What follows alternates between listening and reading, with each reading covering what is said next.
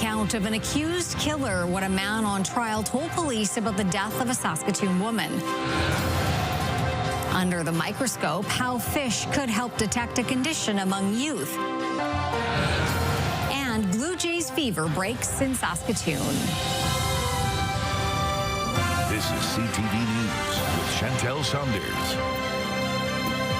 Good evening. We begin tonight at Court of King's Bench, where a recorded police interview played in court. Laura Woodward now on what the man accused of manslaughter told police about a Saskatoon woman's death and how his garage was involved.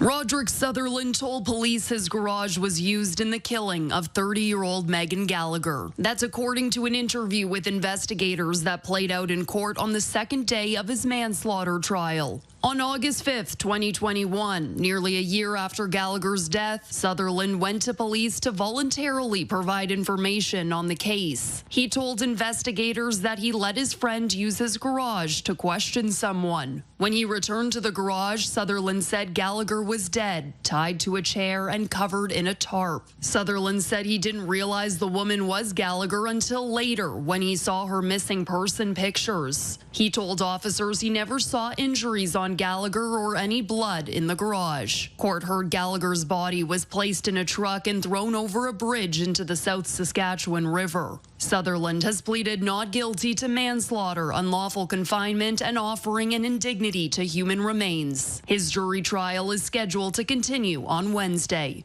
Laura Woodward, CTV News, Saskatoon. The Saskatchewan Union of Nurses is firing back at the provincial health authorities' reasoning for hospital overcrowding. Sun President Bryce Boynton says the health authority is gaslighting nurses and misinforming the public about patients being treated in hallways at Saskatoon's Royal University Hospital. Last week, the health authorities said the seasonal flu and other compounding factors led to a surge in people seeking treatment, forcing some people to be seen in a hallway. A video shared online showed patients lining a hallway with little to no privacy. Boynton says hallway care has become so common that staff have names for areas like E-pod and F-pod, and there's no signs of things improving with flu season quickly approaching. I'm very worried for the people of Saskatchewan that they're going to be coming to, receive some services and there's just not room for them. The Saskatchewan Health Authority says Saskatoon's hospitals have seen a 16% decrease in the number of patients waiting in emergency departments for admission to acute care over the past 2 weeks. The City of Saskatoon says a fully supervised washroom along Spadina Crescent is reducing the need for costly repairs. A city committee heard this morning that having 2 commissionaire security guards at the washrooms located at Kiwanis Park North next to the Meewasin skating rink is saving the city money. Between May and September of last year, the city saw a 31% reduction in incidents and nearly 70% fewer incidents requiring repairs or cleanup.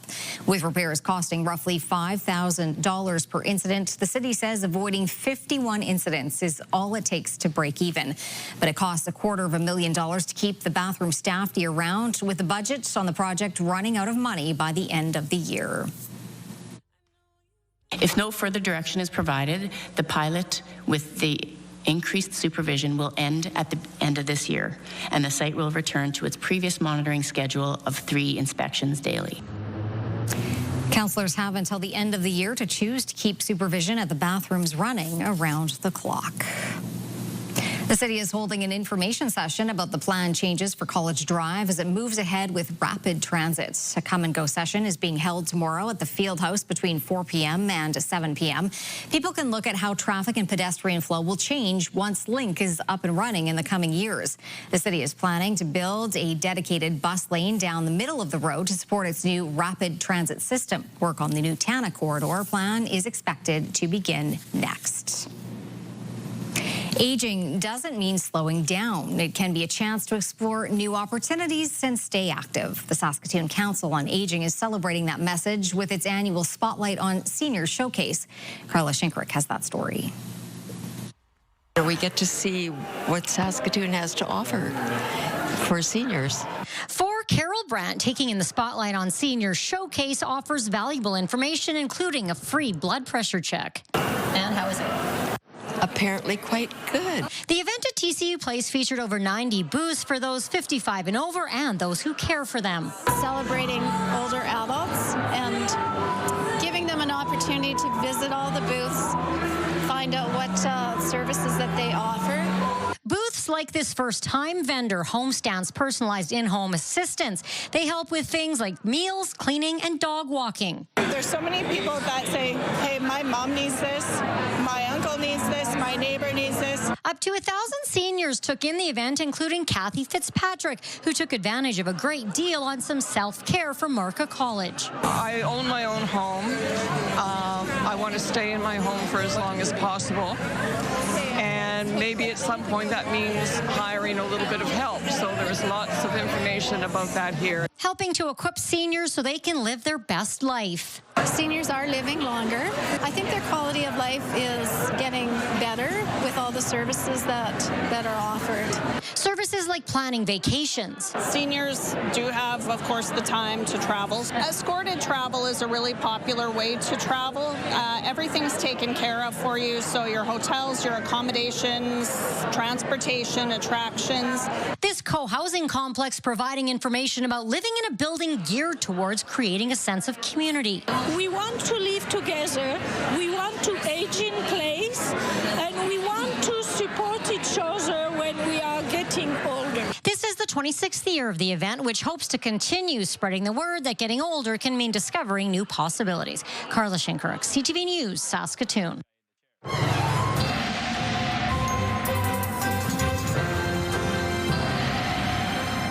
Well, Jeff, the day got steadily better as it went on. Did it ever? Temperatures way above seasonal and not particularly windy. So all in all, a pretty pleasant day, certainly here in Saskatoon and across much of the province. We're not seeing a lot of active weather. This little bit of something we expect it to move into the northern areas, but central and southern parts of Saskatchewan look like they're staying at least precipitation free. And the temperature is going to stay on the mild side of seasonal. We'll have all the details and the numbers later on. The Ministry of Health is warning of an overdose risk after the Saskatchewan Health Authority reported an incident of lost or stolen medication vials. The ministry says the vials were discarded as medical waste and are circulating in North Battleford. They may contain fentanyl, morphine, as well as ketamine and an anesthetic. They may also contain muscle relaxants that cause paralysis of respiratory muscles, which causes a person to stop breathing and can lead to death if not immediately managed. The ministry says the drugs are clear or milky white and are warning people not to consume the drugs if they come across them. Saskatchewan is seeing an uptick in reports of rabid bats, with the latest confirmed case in Regina. On Monday, a bat with rabies was detected in a neighborhood on the east side of the city, urging the public and pet owners to keep their shots up to date. As of the end of September, there have been 18 rabid bat cases recorded across the province this year. The Saskatchewan Health Authority says the slight increase compared to last year could potentially be due to people being more aware of rabid bats. The SHA adds residents are encouraged to close any small holes in their homes to prevent bats from entering. Both Martensville and Warman have issued a warning to residents after a rabid bat was found in Warman and a resident in Martensville was bitten on the neck several times by a bat.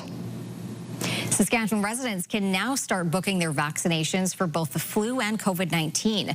Both vaccines will be available at public health clinics, pharmacies, or doctors' offices. Seniors, people with serious health issues or compromised immune systems, kids under the age of 5, and pregnant women are considered most at risk and are encouraged to get their vaccines as soon as possible. You also have the option to receive one or both vaccines during a single visit. Appointments can be booked online at forflu.ca or by phone. Canada's only synchrotron is helping researchers shine a light on scoliosis research. Hallie Mandrick on the hope that what they learn can help those with this irregular curvature of the spine. Scoliosis is a condition which causes curvature of the spine, which can be very debilitating for the 3 to 4% of the population it affects. A recent study conducted with the help of Saskatoon Synchrotron is examining how zebrafish can help researchers with early detection of scoliosis in children and teenagers. They have organ systems similar to humans. They share similar physiology. About 80% of all disease-causing genes are shared with zebrafish. So it allows us to really model human disease states and understand disease mechanisms. The Canadian light source is similar to an incredibly powerful microscope, which allows researchers to see the atoms and molecules that make up different matter. As a species, zebrafish are prone to scoliosis, and learning more about the potential causes can help with early detection and intervention in humans. So looking at, for example, a zebrafish, looking at the spine of a zebrafish, because it's small enough, we can study in the laboratory.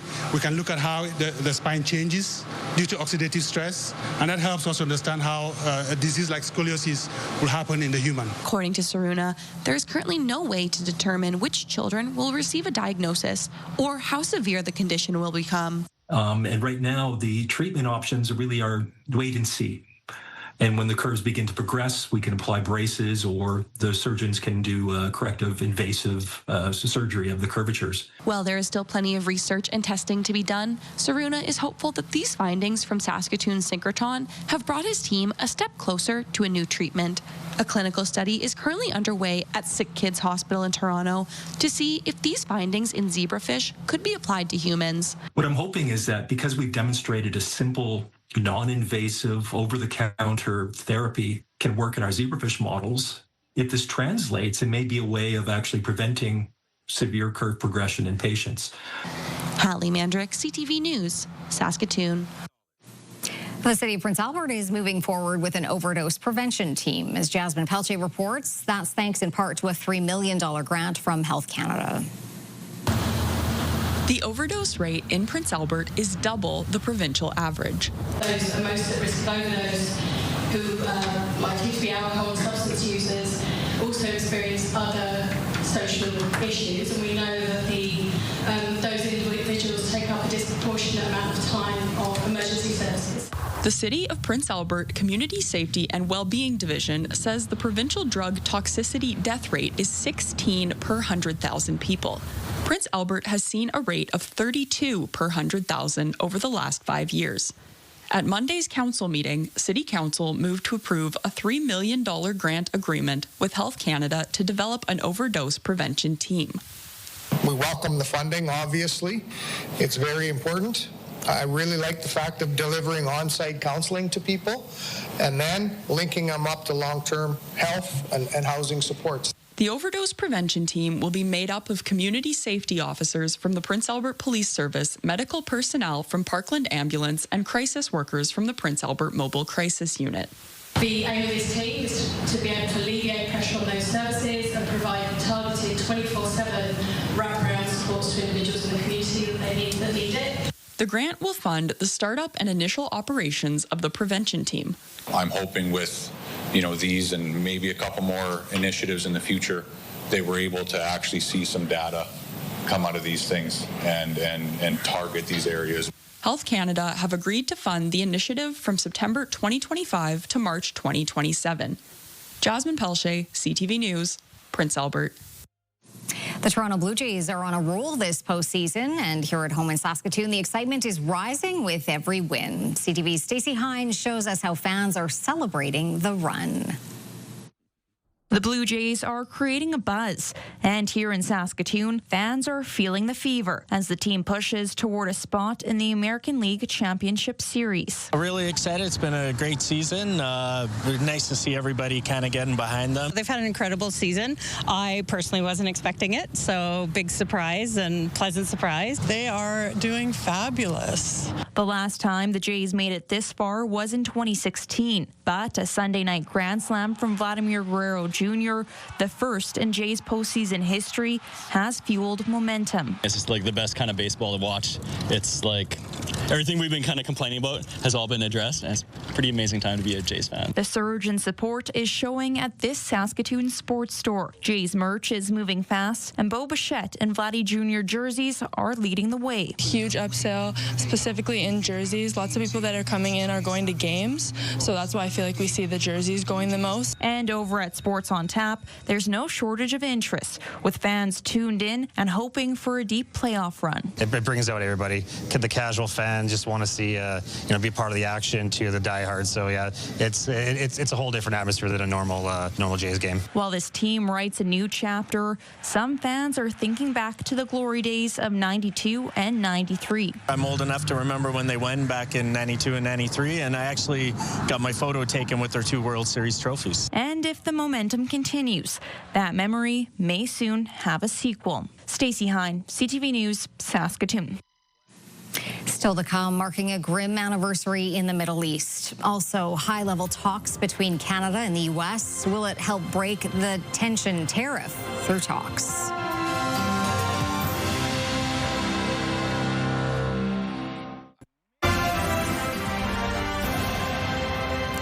You're watching CTV News live from downtown Saskatoon. Thanks for staying with us.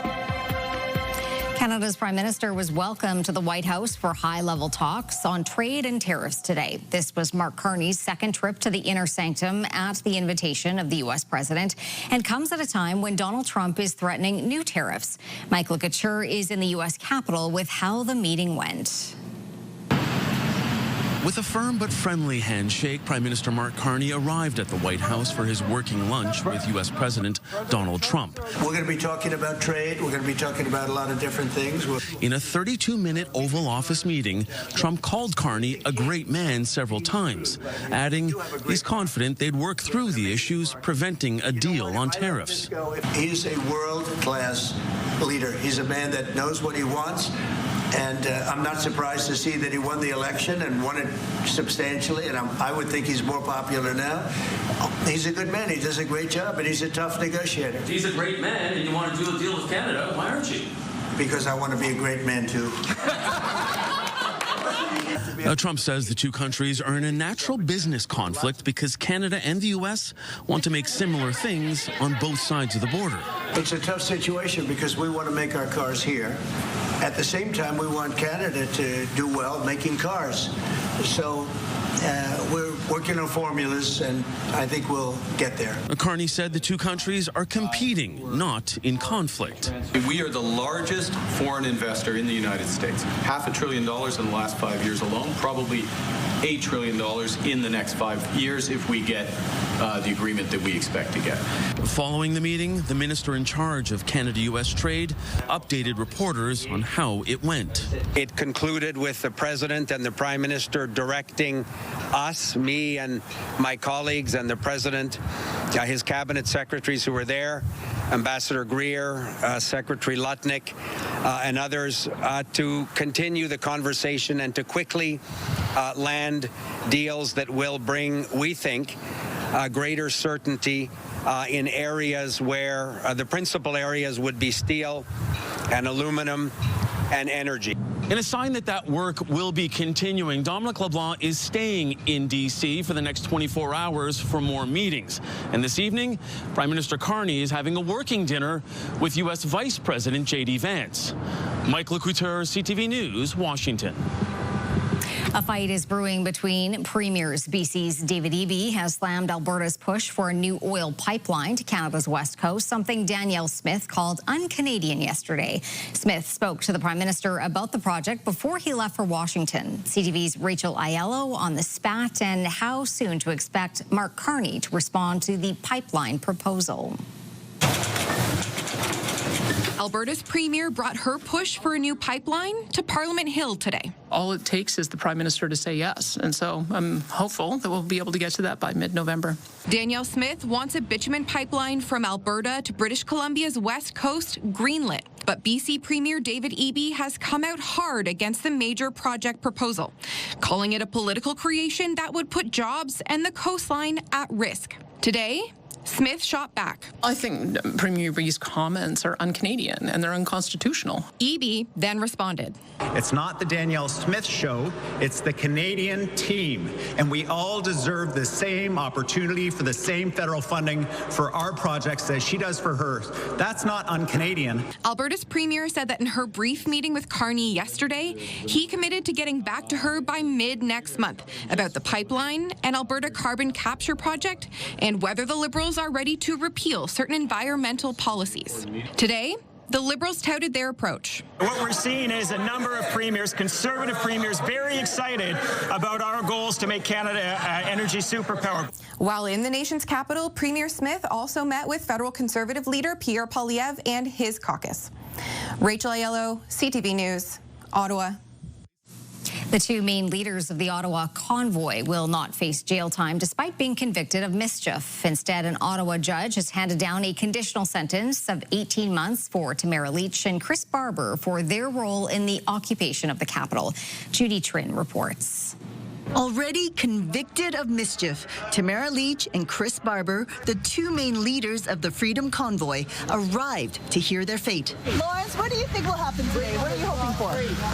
Hoping that Tamara doesn't go to jail. A supporter was arrested before the judge even handed down her sentence. The trial has revealed schisms in society over vaccine mandates, but Justice Heather Perkins McVeigh said it did not factor into her decision. Politics has no place in this court and plays no role in the determination of what is a fair, just, and appropriate sentence, she said. For their role as organizers in the 3-week occupation of downtown Ottawa in 2022, both Barber and Lich were given conditional sentences of 18 months. It includes 1 year under house arrest and a curfew after that. Barber helped coordinate the movement of trucks. His lawyer says he won't appeal. It was a lawful protest. She found that it turned into unlawful because of the blockage of the streets. The judge took into account more than $55 million in police costs and the lost revenue for businesses, as well as the disruption of community services. But the court also acknowledged that both Barber and Lich did try to limit the footprint of the convoy. Lich had already spent 49 days in jail. There were many people in the downtown core and businesses that were affected by the Freedom Convoy. She doesn't deny that. The question of was there remorse for what she did? No. Lich's lawyer says they're still considering appealing her mischief conviction. Meanwhile, both leaders of the Freedom Convoy are facing a civil lawsuit. Judy Trin, CTV News, Ottawa. A grim anniversary was marked today in Israel. It's been 2 years since the October 7th massacre, the deadliest attack on Jewish people since the Holocaust. More than 1,200 people were killed by Hamas terrorists and more than 250 were taken hostage. The Israeli military campaign that followed the deadly attack has killed nearly 70,000 Palestinians and left much of Gaza's population homeless and hungry. CTV's Heather Wright reports. For many, there is a before October 7th, 2023, and an after. 731 days since life changed forever. I couldn't do anything physically. I was broken. Rayut Kadar grew up on a kibbutz in Israel and moved with her family to Canada 7 years ago. Peace was a big part of my life growing up and talking about peace and learning Arabic at school and talking about sharing future. And I don't know that that's something that will happen when I get to see it. Her family has experienced anti-Semitism since the war in Gaza began. A swastika was drawn on her son's computer at school, and her family tries to avoid speaking Hebrew in public. Why does people associate me with the Israeli government? All of my Israeli friends who live in Toronto, none of them support the government. For Nora Sharab, each day begins preparing for the worst. Every single day you wake up, you check your phone and check if your family's alive. Sharab lives in Mississauga, but has aunts, uncles, and cousins in Gaza. Last week, she says 12 relatives were killed while waiting for food. They were standing in line and they were attacked. Leaders are meeting in Egypt this week, negotiating the terms of a possible ceasefire. Sharab says the plan put forward by U.S. President Donald Trump isn't perfect, but it's something. The first thing that is at the top priority for anybody in Gaza right now is the stopping of the bombs that is raining down on them. The fact that they don't know when the next safe space is going to be. As part of these ceasefire talks, Hamas has said it is willing to release all remaining hostages in exchange for Palestinian prisoners. But there are other parts of the American plan that could be non-starters. Israel has said it will not end the war unless Hamas disarms, something the terror group may be unlikely to agree to. Heather Wright, CTV News, Toronto. Well, Jeff, looking forward for the next few days. We should probably enjoy them. I think that's the right attitude. There you go. Enjoy the next, well, more than just a few days. It gets us all the way to Sunday. And then, well, things change. Let's take a look at our numbers right now, though. Our current temperature in Saskatoon, 19 degrees. Not much of a wind. 12 degrees in Prince Albert, and the Battleford's 18 degrees. And again, not windy in all three locations. A bit on the chilly side in Prince Albert, but Saskatoon and the Battleford's fairly warm. 20 degrees for a high today in Saskatoon, so 6 degrees above seasonal. 28, that's the record warm temperature. From 1943, the record cold temperature from 4 years earlier. Wow, minus 11 degrees.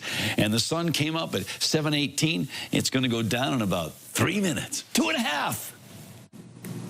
Coming up, an impromptu proposal when live TV turns into a love story to share with all.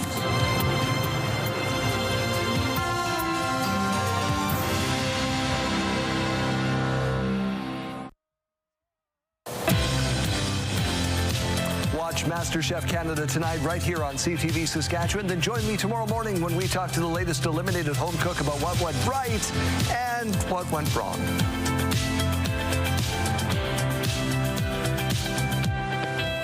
Okay, and let's take a look at our blue sky. Well, there's a lot of blue sky, a little bit of cloud along the horizon, as you can see through the live lens of Skycam.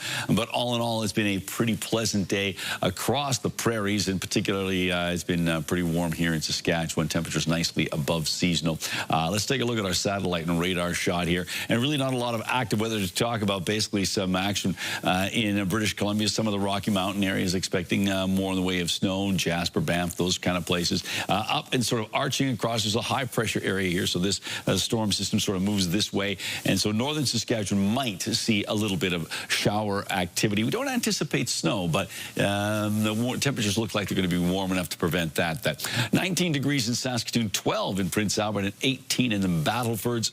On to our hot spot, that was Rosetown at 22 big degrees. Prince Albert, 33 degrees colder at minus 11 degrees. That is cold indeed. The larger communities around the province, 19 degrees in Lloydminster, 17 in Swift Current and Estevan, 18 in Moose Jaw, 15 in Regina, and 11 in Yorkton. Into central parts of the province, 7 degrees in Hudson Bay, but it does warm up to 19 in a few locations, including Rosetown and Saskatoon. It's 14 in Meadow Lake, 15 in Wynyard, 18 in Kindersley, and 10 in Nipawin. 6 degrees in Stony Rapids and Key Lake and South End, 5 in Collins Bay, but it into the double digits in Buffalo Narrows and La Ronge with temperatures of 12 degrees right now, 7 degrees in Sandy Bay Island Falls. Down south, well, warmer towards the western side of the province, 20 degrees right now in Leader, 19 in Maple Creek, along the border, 16 in East End and Coronach, 14 in Carlisle, 12 in Broadview, and 11 in Melville, 18 degrees, though, in Indian Head and Last Mountain Regional Park. Into our futurecast. So as you can see, the computer modeling indicating that, yes, that area of active weather looks like it's going to be arching across central parts of Saskatchewan through northern areas, and doesn't look like we have snow in that forecast, which is good to see. Chance of rain, though, for Stony Rapids, 9 degrees, but 16 for La Ronge tomorrow, 12 in Buffalo Narrows and Key Lake. Mix of sky conditions for west central Saskatchewan. Temperatures of 16 in Meadow Lake, 17 in Spiritwood, 18 in Kindersley, 20 in Rosetown.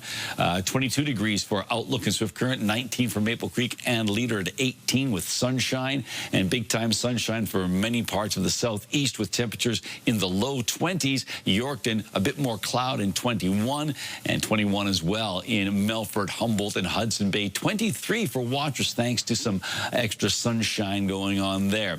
For the Battlefords tonight, dropping down to 7 degrees, 18 degrees tomorrow. The winds switch around a little bit out of the northwest, but still a warm day. 15 degrees on Thursday, 21 on Friday, Saturday 20, and then 4 on Sunday with a chance of showers or rain. We'll see with showers or flurries. We'll see what shows up. 3 degrees on holiday Monday and 7 on back to work Tuesday.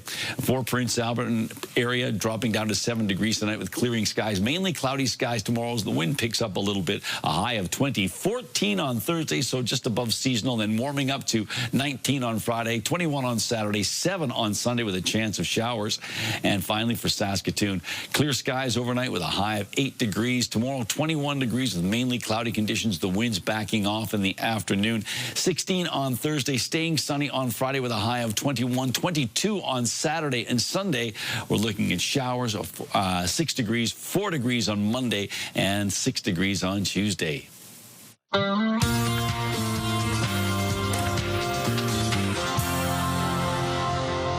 Take a wrecking ball and knock it all down. Turn every too big city to a small town. One of Nashville's hottest country musicians is Saskatoon bound. Hardy is bringing his Country tour to SaskTel Centre Thursday, February 12th at 7 o'clock. He'll be joined by Cameron Whitcomb and McCoy Moore. Hardy will also be solving mysteries. Hardy.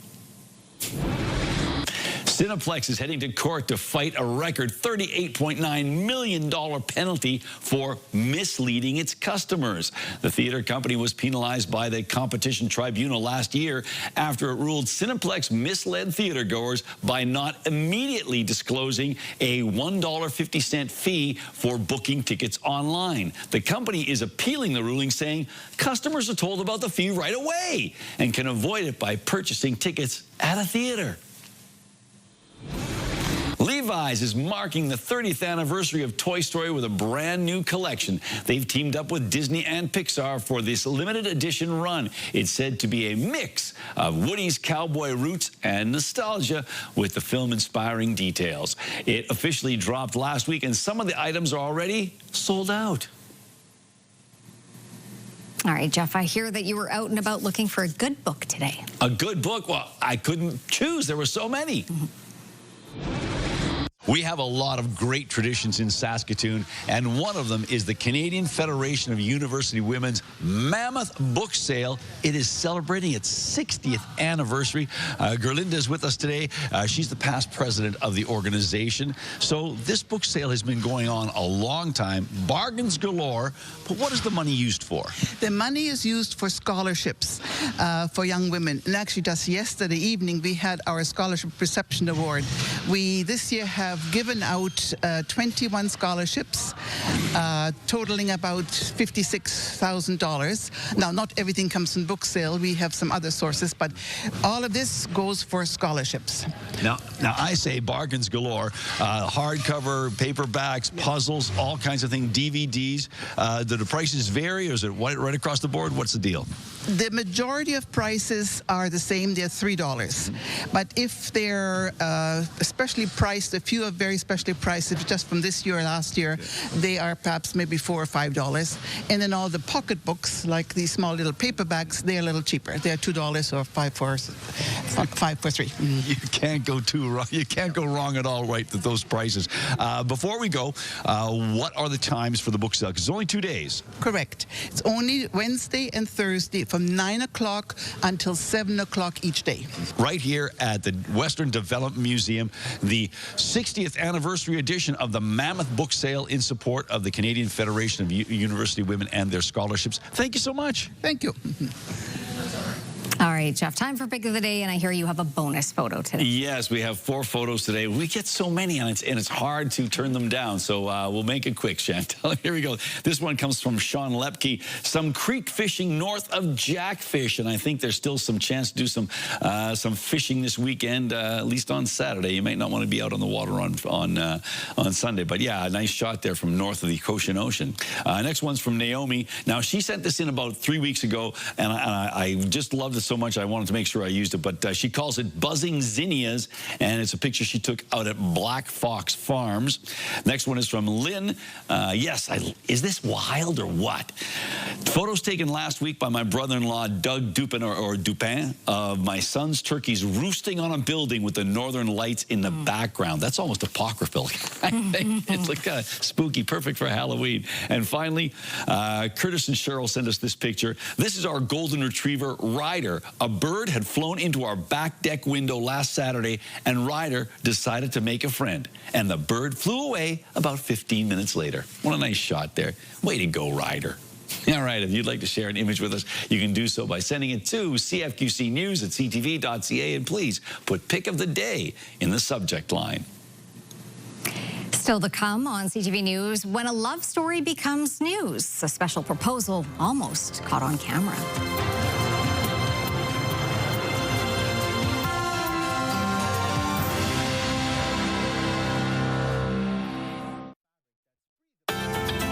Your morning just got a little brighter. Start your day with CTV Your Morning, and you could win $20,000. For your chance to win, watch CTV Your Morning Saskatchewan, weekday mornings 6 to 9.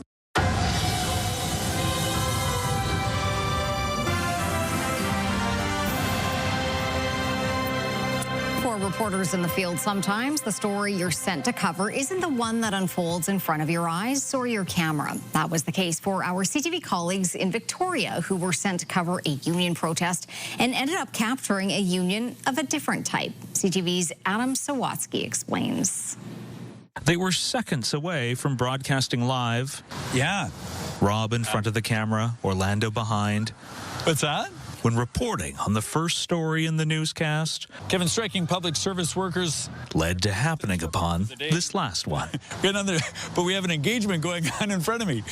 But Ella Van Enter didn't know that yet. She just thought she was visiting Victoria to show her boyfriend, Alex Benton, the BC Parliament buildings, one of her favorite places growing up. And all of my best memories are here. And over the past 2 years they've been dating, all Alex's best memories are with Ella. So he enlisted her sister and aunt to help with a surprise proposal here. When she met him, it was like instant. He hasn't even ever seen her disability. Ella has cerebral palsy. And while Alex fell in love with her sitting in a wheelchair, he recalled her saying she'd never want to get engaged in one. So he secretly arranged for Ella to be able to sit in a clear chair for his proposal, framed by flowers. Took me completely by surprise. I was not expecting this at all. Well, Rob and Orlando weren't expecting it either. Orlando, 10 seconds there, everybody. But they do know a thing or two about covering breaking news. That's pretty awesome. That's pretty awesome. So they juggled between broadcasting opposing political sides saying no. What's that? And capturing an exuberant Ella saying yes. She said yes. The whole thing is so surreal. Like, I actually can't even believe this is happening right now. I feel amazing. Yeah, I'm so happy that she's happy and that she was surprised. That was a big goal of mine. While the goal of journalists is to ask the 5 W's, who, what, when, where, the most important part of this story is how these fiancés answered why. I mean, I love you. That's pretty much all that needs to be said, I think. Congrats. Adam Sawatsky, CTV News, Victoria. When we come back, recognizing the significance of the buffalo and what has hundreds of thousands of people looking way up.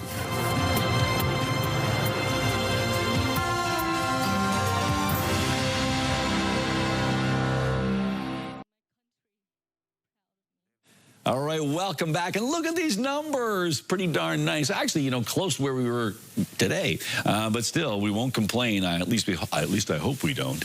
16 degrees for Meadow Lake and Lloydminster. We've got ourselves 18 in Kindersley, but 23 for Watrous, 22 for Outlook, 21 for Hudson Bay, 22 for Wynyard, and making our way into southern Saskatchewan for Wednesday. Not too bad at all.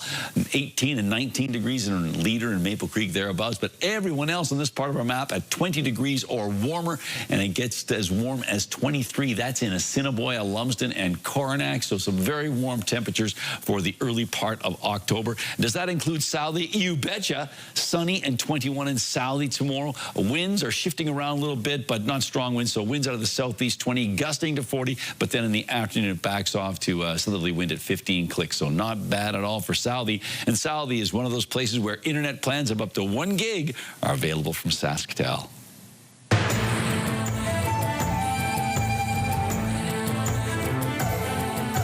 Greetings, everyone. It's estimated over 50 million buffalo once lived on the Great Plains before being pushed to the brink of extinction.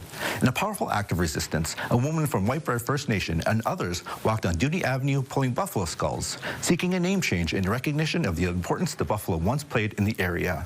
CTV's Brittany Poitras tells us more.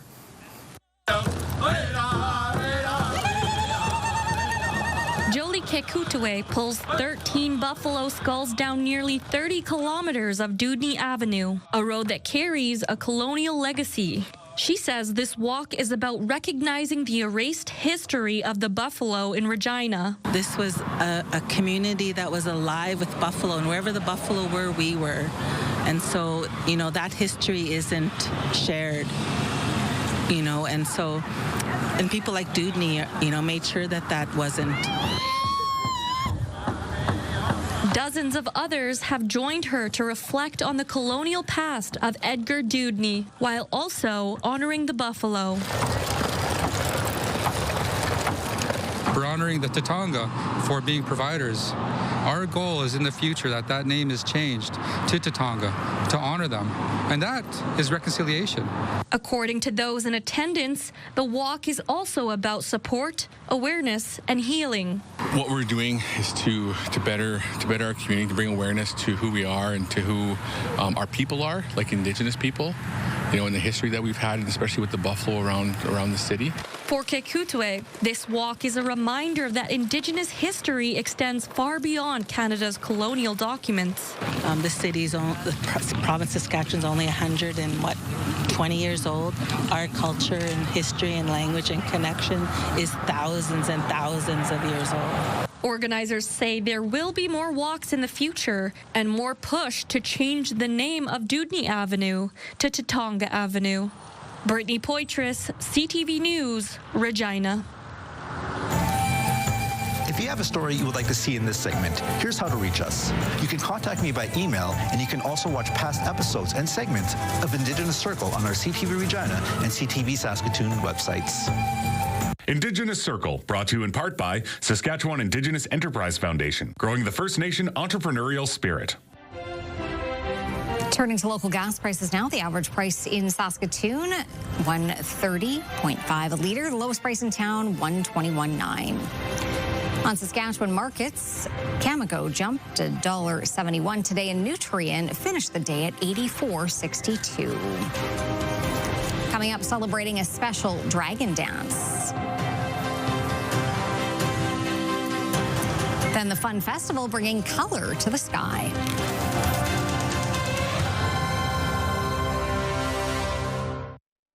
Select Hair Services brought to you by Sage, the beauty bar.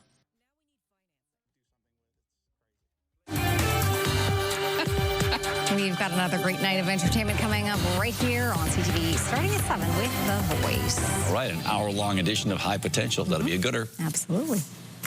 Well, a special celebration of the dragon in Hong Kong.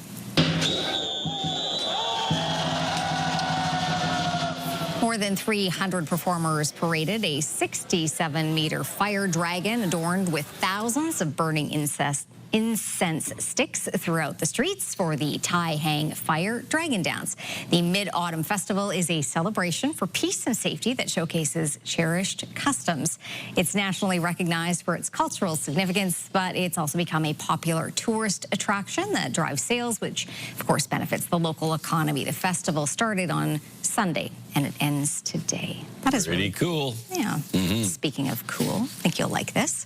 The skies in Albuquerque, New Mexico are awash with color this week, drawing major attention.